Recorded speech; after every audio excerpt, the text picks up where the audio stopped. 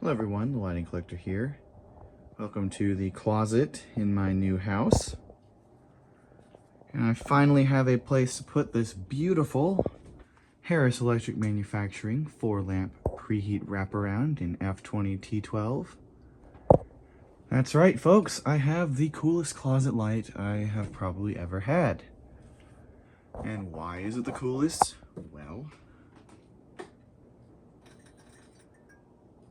that is why.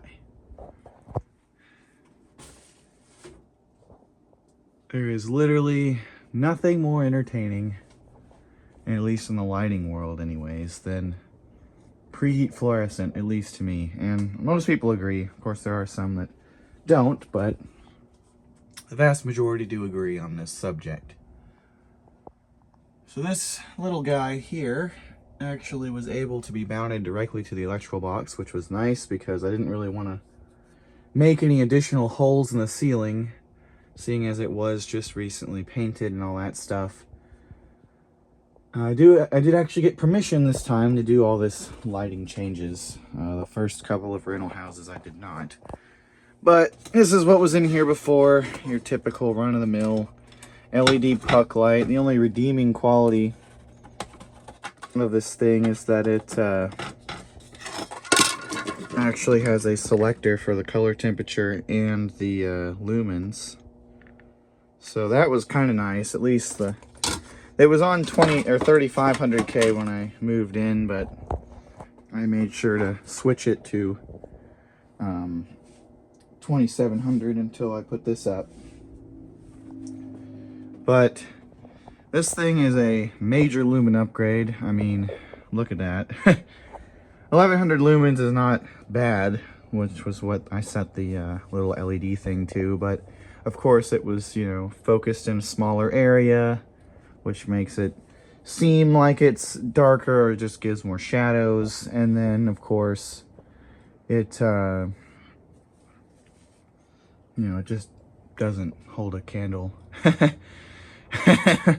literally to this splendid specimen here. So I'm gonna give you some more startups here. Sorry to ramble.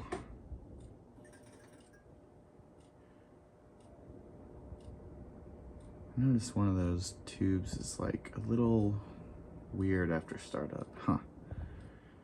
Like flickers on almost like rapid start after blinking. Anyways, so I did clean the lens because the last time I filmed this video, or the video of this where it was on the floor, it was dirty. So I gave it a clean because, you know, you have to when you do something like this. And what I'm running in here is two different sets of GE F20T12 warm white tubes. The outer ones look to be a lot older. The inner ones are like 90s, 2000s. So I actually didn't realize I had these. I forgot, rather, that I had them. So when I was planning on putting this up, because I've wanted to put this up in here pretty much since I moved in, I was looking around my tube selection for warm white stuff, and I realized that I didn't have as much as I thought I did. Mostly what I have is like lampy stuff, which I didn't really want to use those because they're kind of unique. And they've also already been used a lot in the cove lighting at my last place. So, and they're mismatched. Some of them are T8, some of them are T9, some of them are T12, whatever. So, kind of didn't want to do that, but if for temporarily that was all I had, I would have done it. And I was going to buy some Demar or Halco or Satco tubes in 2700K. But then I was cleaning out my storage units and found or rediscovered the box of fluorescent tubes that I moved from the garage to the storage place.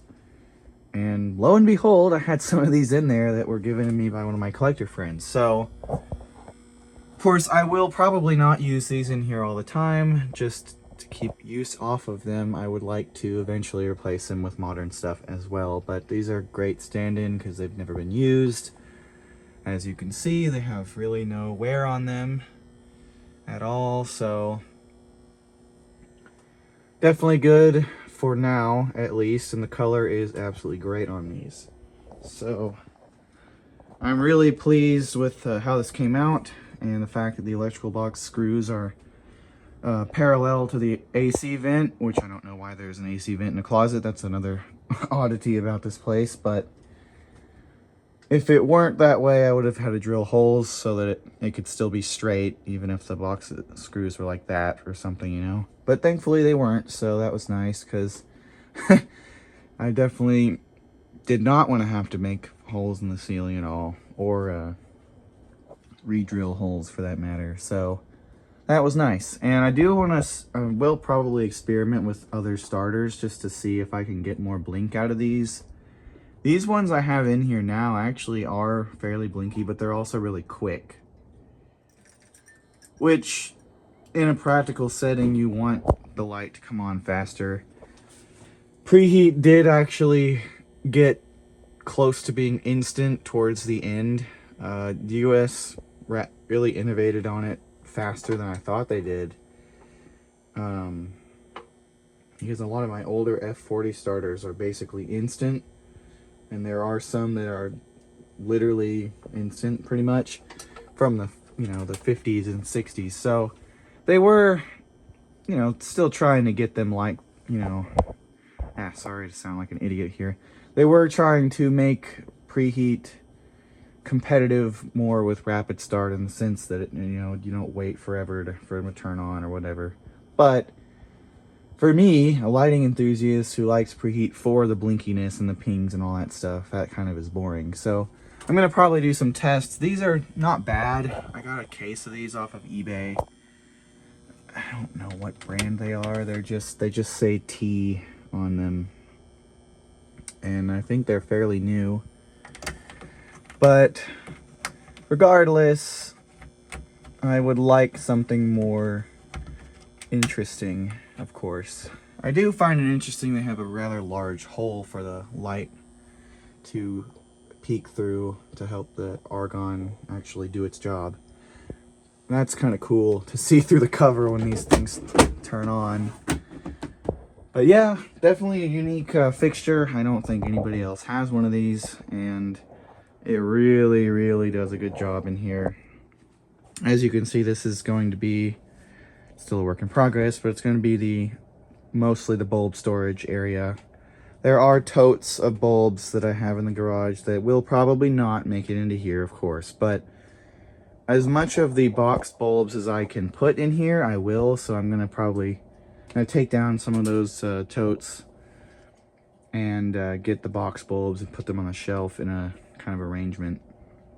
Obviously not every single shelf is going to be lighting, but I'd like to use this primarily for that, to have it a little easier to access, and so that the cardboard stays in better shape, being in a climate controlled environment versus the garage or in a tote in the attic or whatever. So that's the goal. I probably will get as much of the box bulbs as will fit in here, because obviously this isn't a huge closet, but it is pretty large. And then I will have clothing, of course, over there, but fluorescent tubes will all be in here. I'm gonna figure out how to store my smaller ones in here as well, because I kind of don't want these to stay in a tote either, and there's actually non-fluorescent bulbs at the bottom of this tote as well. So hopefully maybe by the next week or so I'll have all that organized. But I figured I'd go ahead and put this light up. I did this last night to make me more motivated to work in here, because it is brighter, so that kind of helps, and I have something to look at, you know, and be like, oh, that's cool, okay, and then, you know, whatever. That's just how sometimes I operate. So definitely happy that this worked out, and I will be hopefully getting out a lot of videos for this stuff very soon. I'm almost done organizing and unpacking, which is not happy that it's taken this long to do, but you know, it is what it is. What can you do? Going to work and all that stuff in the middle of all this moving is just, you know, makes it harder to unpack. But I have some time off next week to go through all this stuff and hang out with some friends too at the process of it. So hopefully by then it'll be all good, and I'll probably make a little video just of the organized light bulbs once that gets done. Anyways, I'll give you guys a couple more startups of this and then end the video. I really do love this. I do notice also that this, one of the ballasts, probably the original ballast, only remaining one, is it gets noisy after a bit. I'm sure it doesn't enjoy what I'm doing right now, but oh well. Worst comes to worst, I have a replacement. I have a bunch of replacements. Every time I see them in a hardware store, I grab them. So, because you just never know how much longer we can actually buy those things brand new. And I don't know if they're even made anymore. Probably all just old stock at this point from all these different places. But if Advance does still make them, then that'd be nice. But I'm starting to get the impression they don't. So whenever I see them, I gotta get them. The little choke coils, of course, because I like converting stuff to preheat and having spares. Even though chokes don't go bad very often, it's still nice to have some just in case. And in this case, this fixture actually had 3 bad ballasts in it when I got it, so I did need to use some of mine. So that did work out. I really do like the old school shape of this, where it's like a diamond kind of. It's a very nice looking wraparound. I'm not a fan of the really square ones, honestly. When they are designed like this, it's just so much better looking. So I'm super happy about that. I mean, this is really dope. I had a 2-lampy studio wraparound, which is also preheat, in my closet at the first house out here. But this is cooler because it's twice the lamps. So anyways, that's really all. I guess if I toy around with different starters and find something that's more blinky, I'll make a video of that. And I might, just for funsies, since I've got a bunch of different colored fluorescent tubes, I might load this thing up with 4 different colors for a little quick video or something and a picture, because that'd be kind of neat. So I'll probably mess around with it a lot because it's very easy to get to, and it's another toy, basically. But it does serve a purpose. It really does change the lighting in here to just, it's much more workable. Less shadows too, because it's linear, so that's nice. So anyways, that's it for now. I will make more videos when I get the garage fluorescents up and everything else. So stay tuned. Thanks for watching.